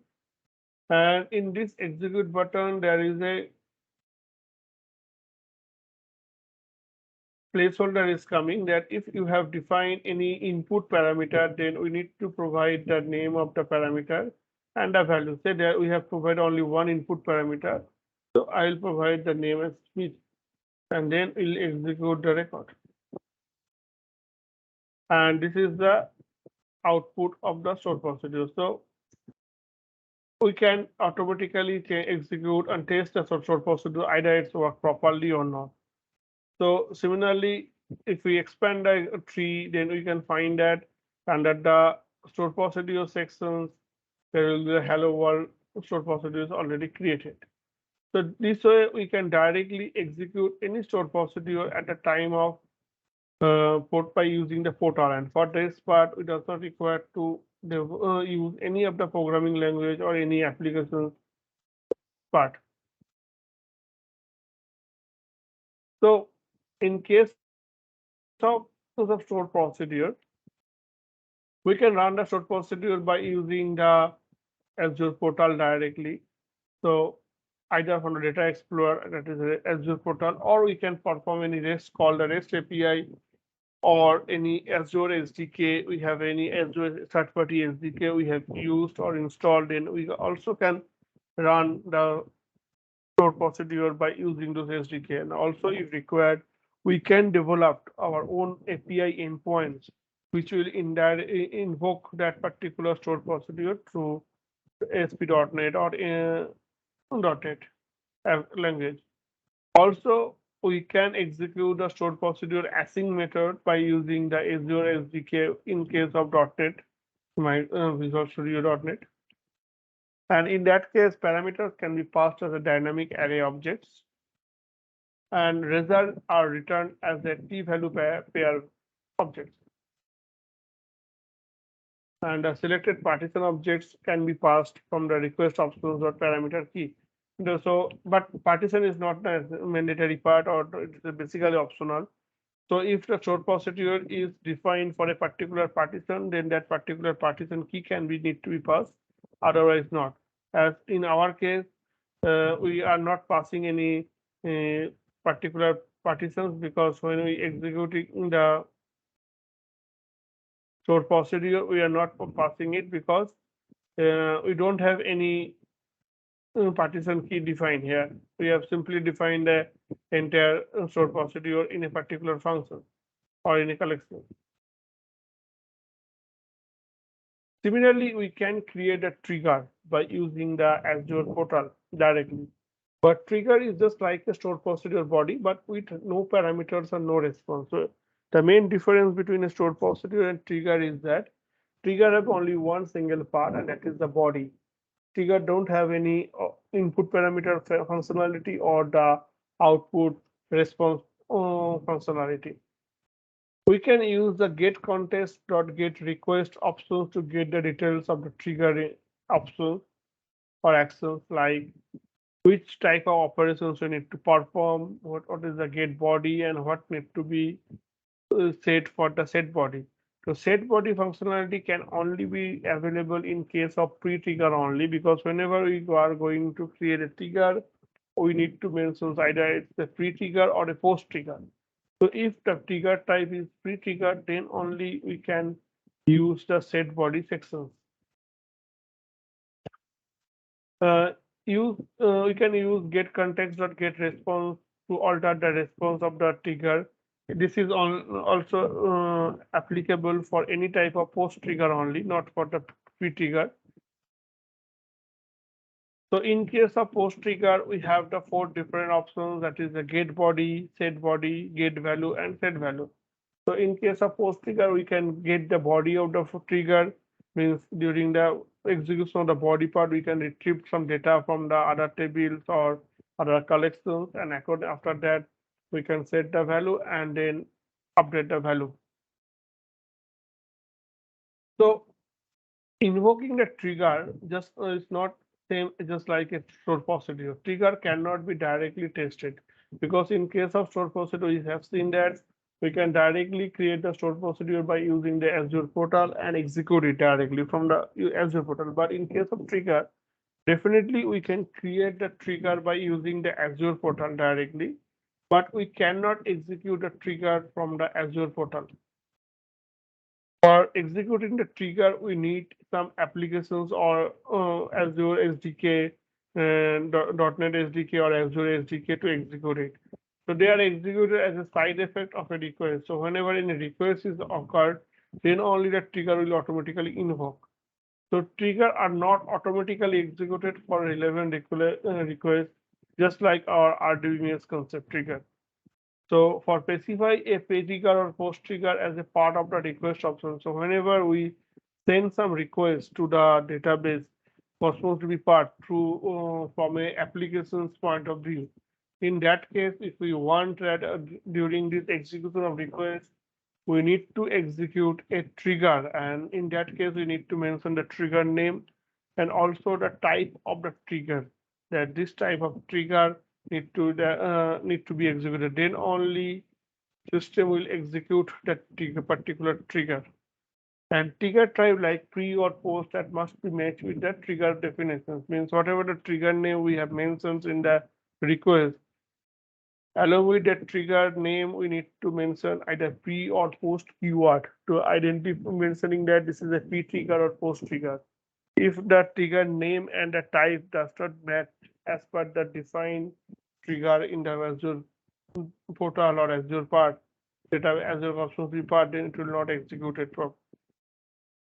Trigger actions basically means create, delete, update, or all must match with the request operations. So whatever the database operations we are performing by the request, that particular request needs to be matched with the trigger action related activity. So for testing a trigger, we can only test trigger in direct way, not a direct way, just like a stored procedure. We can execute a request associated with a trigger and test a response or the state of the collection. Data Explorer in Azure portal does not support the request for associated trigger. So we cannot test the trigger by using the Azure portal. For testing the trigger, we need to either use Document DB Studio, which is a third-party SDK tool for related. We support the Azure Cosmos DB environment, or we can write down our own test applications to execute the trigger. So these are the 2 different approach we can use. We can use Document DB Studio, through which we can execute the test, the trigger, or we can write down or develop our own test applications through which we can invoke the trigger by sending the related request to the Cosmos DB. Also, we can debug the trigger code by using the console.log option. So, for practical examples, I have already created one MVC core MVC application, which contains one model class called product, and this product model class contains some of the properties of product class like this: name, descriptions, quantity, unit price, total stock price, and created date, etc. And for operating with the Cosmos DB account, I have used create a app setting files where I have created a connection string And in that part, we have already provided defined the two keys. One is the Cosmos DB account URL, which can be available from the overview section. So here, or we can find the values from the keys options. If we click on the keys, then we got the URI of the Cosmos DB account, which I have mentioned in against the Cosmos DB account, and also the primary connections key I have used in case of connections key option. And along with these two properties, I have defined two more properties. One is the DB name and another is the container name, which is provided in the configuration setting, that whenever these applications will run, it will try to connect with a database called Cosmos Demo DB. And within the database, it will try to create a common container called product. During the executions, if it does not found any such database name in my mentioned Cosmos DB account, and it will automatically create. And if the related application or database is already exists, it will not create, it will reuse it. So for this purpose, in the data context layer, I have implemented the Cosmos DB DBSQL context, and where I have implemented some of the code like get container sections in the constructor section, and through which we are creating the connection string and app configuration string. So now if we run these applications objects first time, as we know that in our sections we have only one database called testDB. So we don't have any other database which we have created. So once I run these applications,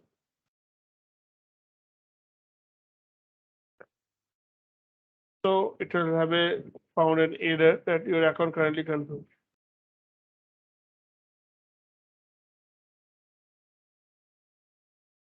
Okay. So as in this case, we require the in a larger throughput, because right now the database we have defined with the 1000 RU per second throughput. So we need to increase it, because just we are going to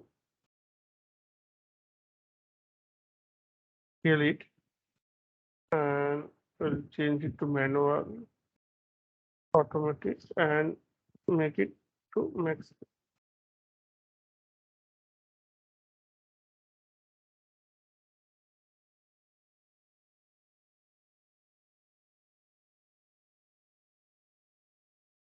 And I'll save it to make it manual.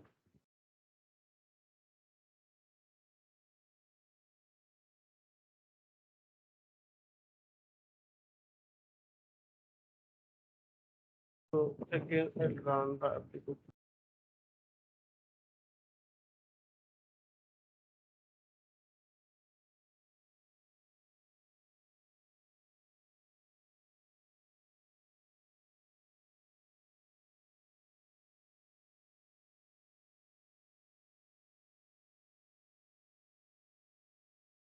See, once it successfully executed the application, it automatically creates the Cosmos DB account.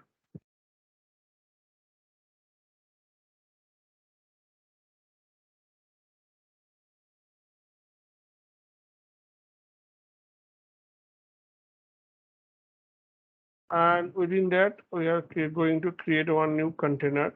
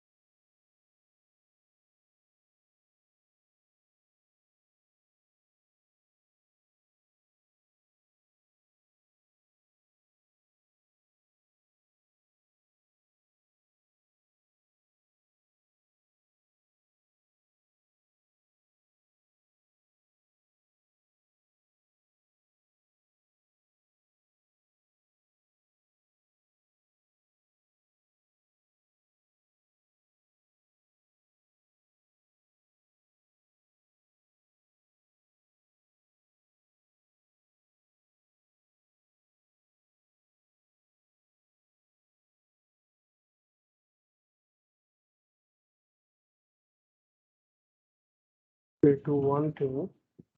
I'll delete both the database. So in that case, to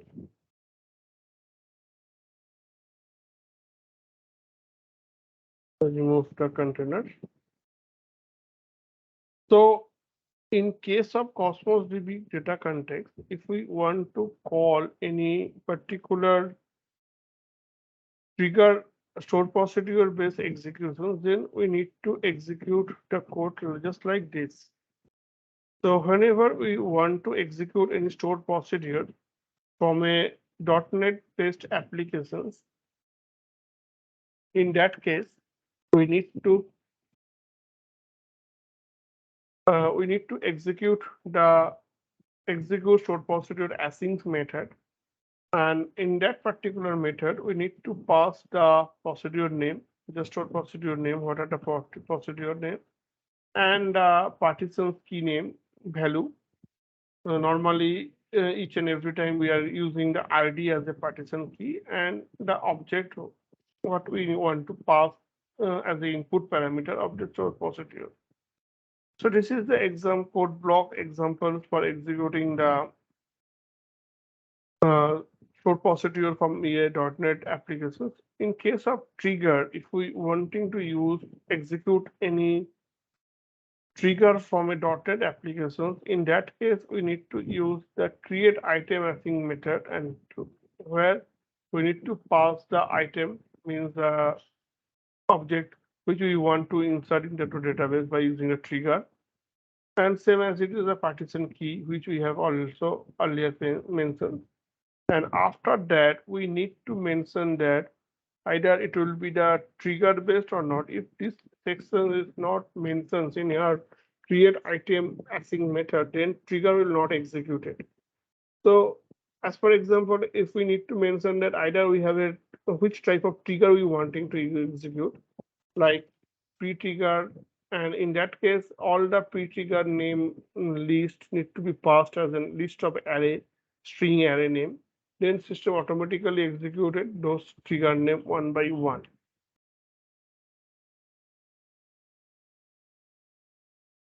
And some of the examples of trigger like this. This is the one of the code block examples of trigger which can be defined.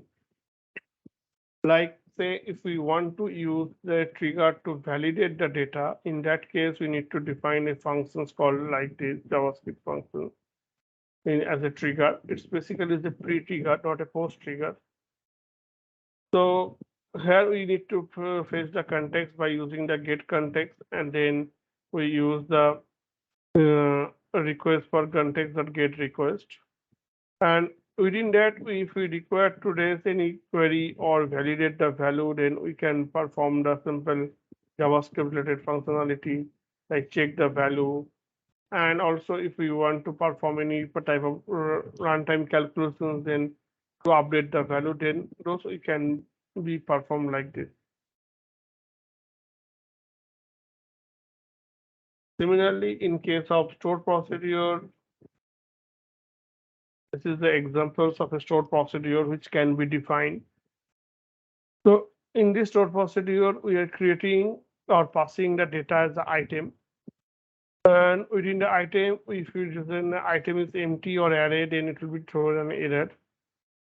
And if it's not an empty, it's a number, valid number, then it will create, insert the record by executing this try to create method. And if there is an error, then that callback functions will be invoked.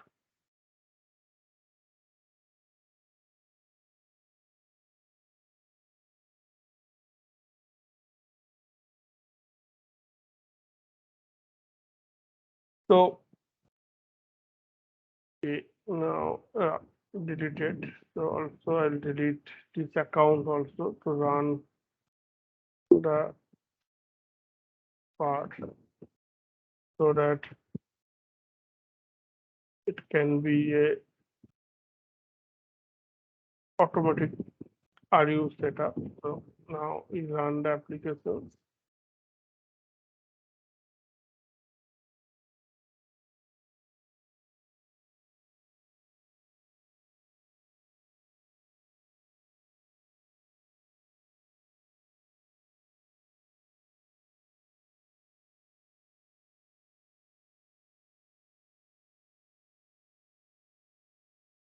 So if we refresh the part here,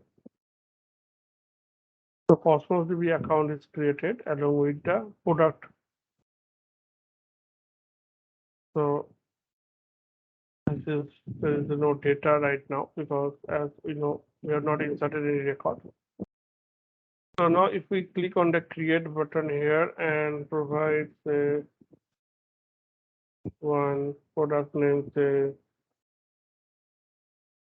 mobile quantity 100 unit price, the quantity 10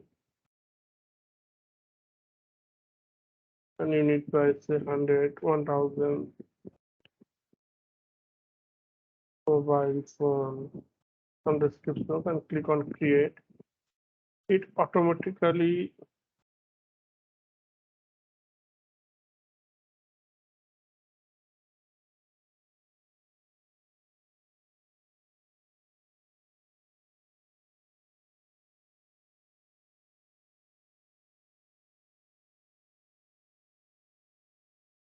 oh sorry, I have uncommented some code here, so that's why it is occurring that I need to comment this line of code. Then it will go.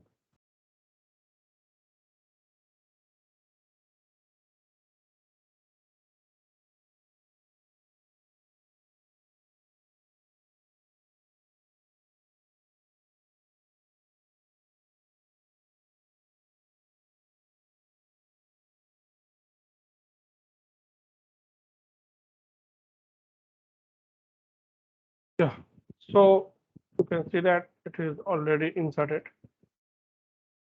So if we go back to the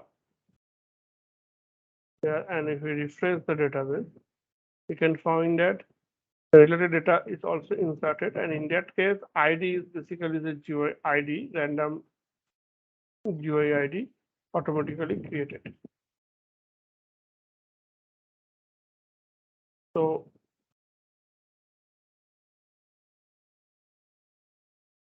that's all for this today's sessions. So for if you require, you can ping me or you can use access my GitHub account for this code repository access. So there you can download the codes and you can try it out. That's all for my part for today's session. So if there is any questions, can discuss. That was fantastic. Yeah, that was a really good comprehensive deep dive. Thank you so much, Debasis, for kind of taking us through that.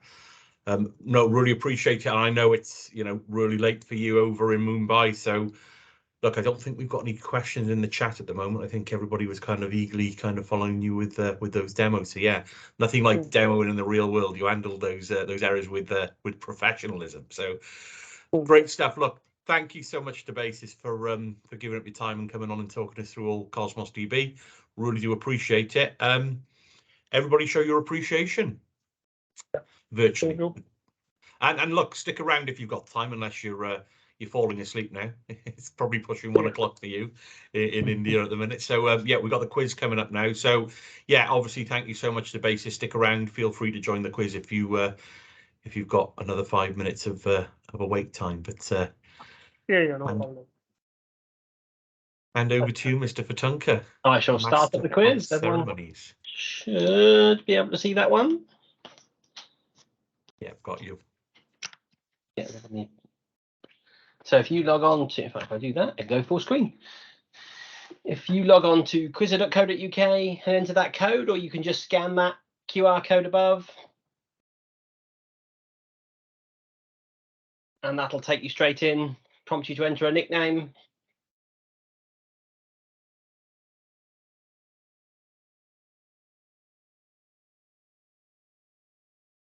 And if you were paying close attention during Marc's talk today, and you watched my version earlier in March, April this year, there's a lot of similarities between the code that Marc was showing off and the code that is actually powering this app. So it's nice to know we're both on the same path.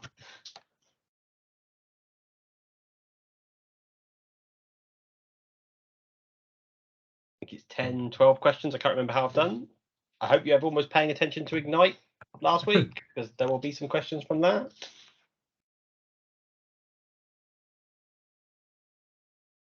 Oh, yeah. I think I watched as much as I could. 7, 8. 8, 9, 10. Is there anybody that's stuck waiting, trying to get in? Let us know. What we doing, Matt, for a prize tonight? Is it prize for first place?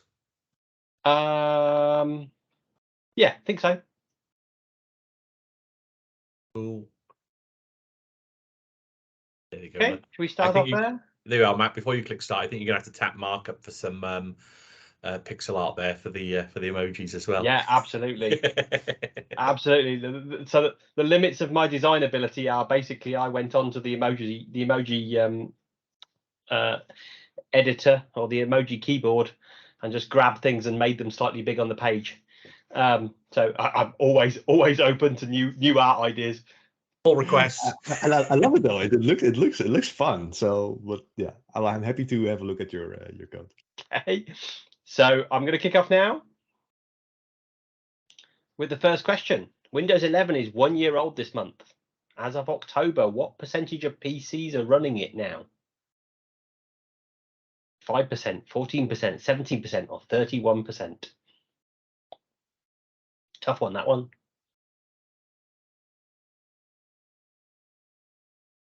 Correct answer is 14%. Which is pretty good, I thought.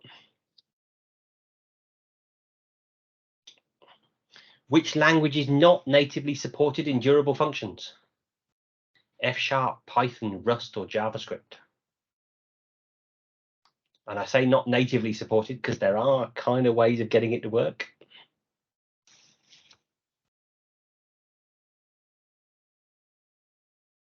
Correct answer is Rust. Yeah, most of you knew that one. Cosmos DB is built based on RUs. What does RU stand for? Is it reactive users, random usage, ready uppers, or request units? Ready uppers.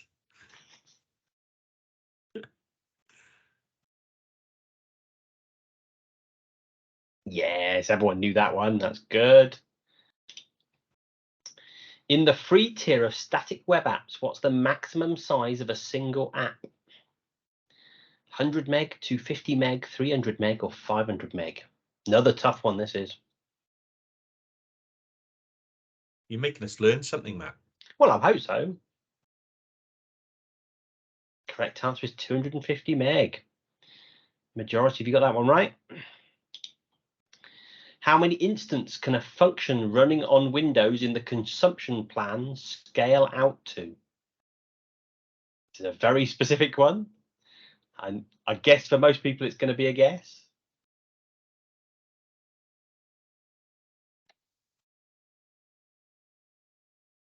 The answer is 200. Of course, you've got options with app service plans or premium functions to give you additional scale, additional capacity.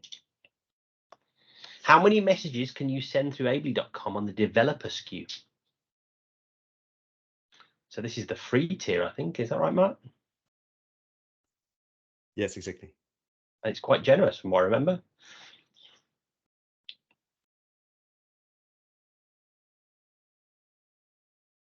It is 6 million. According to your website. Which addition to Azure DevOps was announced at Ignite 2022? Is it the waterfall process template? I like that answer. Was it GitHub Advanced Security? Was it GitHub Code Spaces? Or was it retrospectives? It was GitHub Advanced Security for Azure DevOps, which I don't know where they're going with that title, but I'll play with it. Which native language support for Azure App Service was announced at Ignite? Was it Go, Rust, Node, or PowerShell?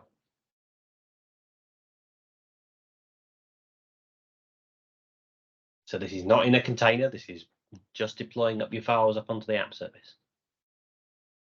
It was Go. A lot of you got that one right. Microsoft Office is being rebranded as what? Is it Microsoft 365? Is it Workplaces? Is it WOPE? Or is it M Suite?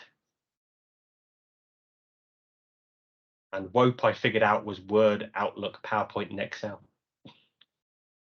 Oh. It's Microsoft 365. It's being rolled into that name. Yeah, I like WOPE as well. What's the name of the AI model for generating works of art that was announced to be integrated as part of the cognitive services? Is it OpenGPT? Is it Picasso? Is it Lumia? Or is it DALL-E 2? It's a great gift, that one is. DALL-E 2, yeah. Picasso was the old Google image storing system, and Lumia was the name of the Windows phone. So I have to get a Windows Phone reference in every time I do a quiz. And our winner is Christian. Well done. Good stuff. That was a tough one, Matt. Yeah, a lot You of came guesses fourth, in there. John. What's going on? Oh no, you didn't, JC. Yeah, that's yeah. Did you not even make the top 5 this time? That's me, JC. Oh, you know, JC? Right, okay. Got to get in there. No, that was awesome. Well look, done, Christian. Christian, drop me a message with your email address, and I'll get an Amazon voucher winging its way to you. Either drop it in the chat or LinkedIn or Twitter or anything like that. But congratulations, a voucher will be coming your way very soon.